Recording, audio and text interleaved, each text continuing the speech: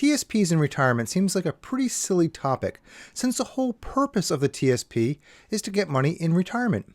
Unfortunately, many federal employees do not understand the differences between saving for retirement and distributions through retirement.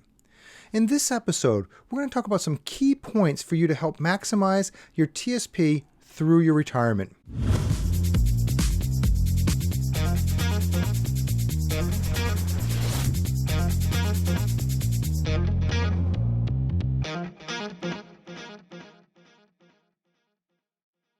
Welcome, I'm Ed Smith, President of Valor Wealth Partners, where we're dedicated to educating federal employees on how to maximize value from their complex and often underutilized benefits.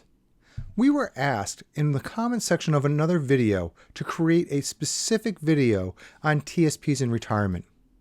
But this is a very big topic, so we decided to break this up into 3 different videos. This one being the first. The next one will be the dangers of the 4% rule, and that will be in our Financial Planning Basics series.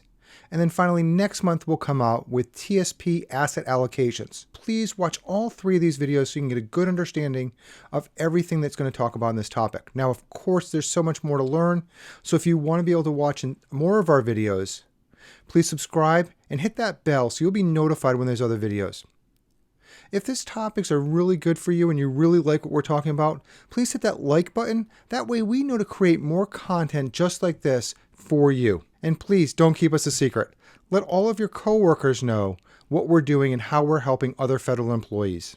When you're looking at retirement and the TSP, you first have to understand that the TSP is only a tool to help you achieve your retirement goals. There's a lot of differences between the TSP and a normal 401k. There's regulation changes, liability law changes, and the funds are completely different too. We're going to talk about some of those today, mostly the funds, but you really want to be educated on what the TSP can do and what it can't do. And if you're hiring a professional, make sure that professional is an expert in the TSP and other federal employee benefits. I mentioned earlier that there's 2 different phases to the TSP. The first is saving for retirement, or the accumulation phase. And second is spending through retirement, which is the distribution phase.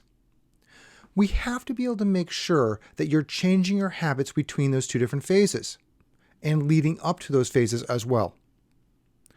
One of the things you have to be considering is the emotional effects of money and how this will affect your habits. In the accumulation phase, you're not so worried about the dips in the markets. And part of that is because of the time that you have. If the market goes down, you're not so worried about retirement right around the corner. But it gets a little bit deeper than that.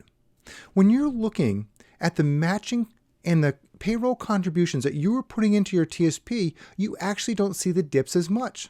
So it's just not that the dips don't happen, it's that you don't realize them because of the amount of money that's being put into your TSP. When you're in retirement or the distribution phase, you're not putting more money in the TSP, so the full market downside you're experiencing. And this brings on the emotion of fear. And fear can be very bad for you because you start getting worried about can you be able to have the things that you want in retirement. And finally, when you're trying to look at the accumulation phase and the distribution phase, you have to make sure you're making changes to your asset allocation. This is very big to make sure that you're properly prepared for risk. Now, we're going to talk about this a little bit more in that other video that I mentioned next month in TSP asset allocation, so I'll save that for that period of time. Now that you have a good understanding of the accumulation and distribution phases, let's take a look at one of the biggest things that affect your retirement. And strangely, it's not savings at all. It's your pension.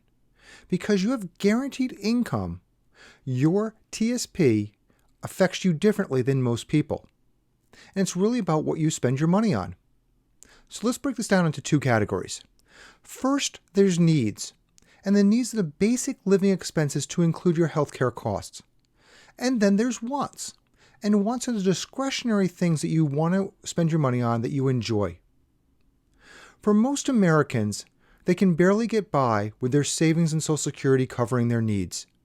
But as a federal employee, because you have these really good guaranteed income sources between your pension and Social Security, or just your pension as a CSRS, most of your needs are already covered, and your TSP is then used for your wants.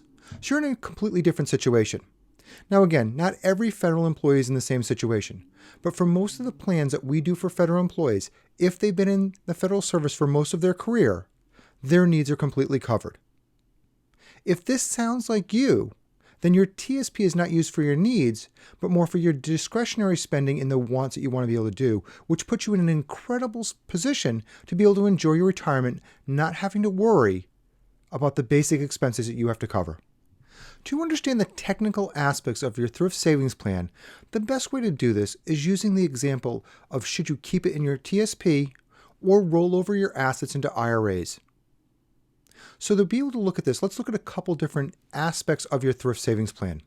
The first is expenses, and everybody raves about the low cost of the expenses in the TSP.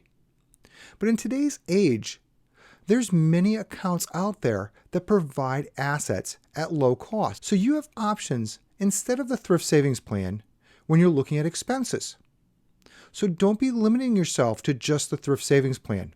Again, the expenses being low are great, but you have choices and you're not limited to just the thrift savings plan. The second point is access to funds.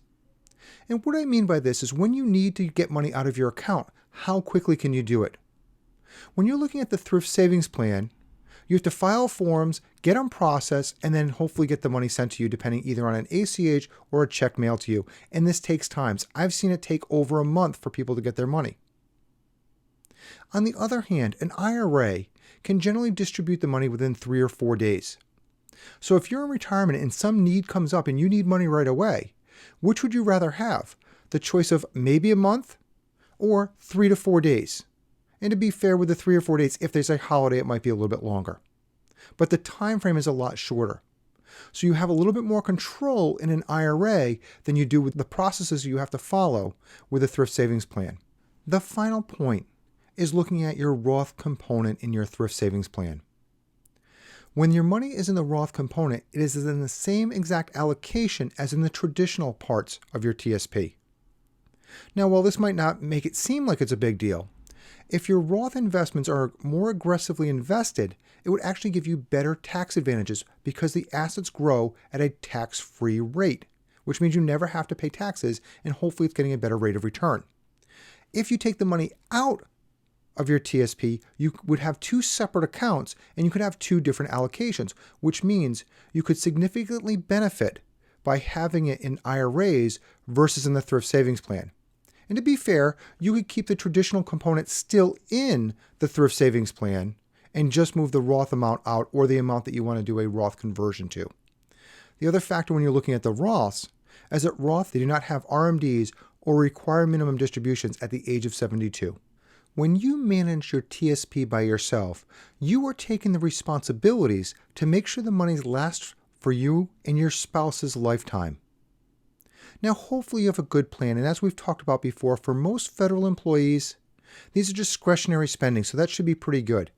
But you have to make sure that you have a really good plan and you don't overspend in earlier years, hoping that that money is going to last you longer. You also have to really understand when you can take money out and all of the different rules that apply to the thrift savings plan. There is a lot of education that you need to do here. And there's even a lot of financial advisors that don't know what they're talking about when they're looking at the thrift savings plan. I've seen it over and over again that people that do not specialize with federal employees make mistakes because they don't understand the uniqueness and the rules and regulations around the thrift savings plan. And finally, if you do look at hiring an advisor, they can bring a significant amount of value to you. There was a report published by Vanguard called Advisor Alpha that shows that there's a 3.75% increase to portfolio value if you're using an advisor. You can watch our video, Finding the Right Advisor for You, and I've just put a link on the top of this video so you can be able to click that and go to that very easily if you want to watch that next. Hopefully today you got a lot of good education about the topic we're talking about in our first video in this segment. In summary, I just want to go over a couple of quick points. First, there was the accumulation and distribution phases and trying to understand how they both affect you, as long as the needs and wants and understanding how they will affect your retirement and making sure that you're prepared for those different spending patterns. You also, again, have to look at if you're going to manage your TSP or you're going to hire somebody to do it, and should you keep it in the thrift savings plan or move it to an IRA once you retire. We always want for you to find the best solutions for you and your family. So please try to get unbiased, conflict-free advice whenever you're trying to find solutions from a professional. Thank you for your time today, and I look forward to educating you in our next video.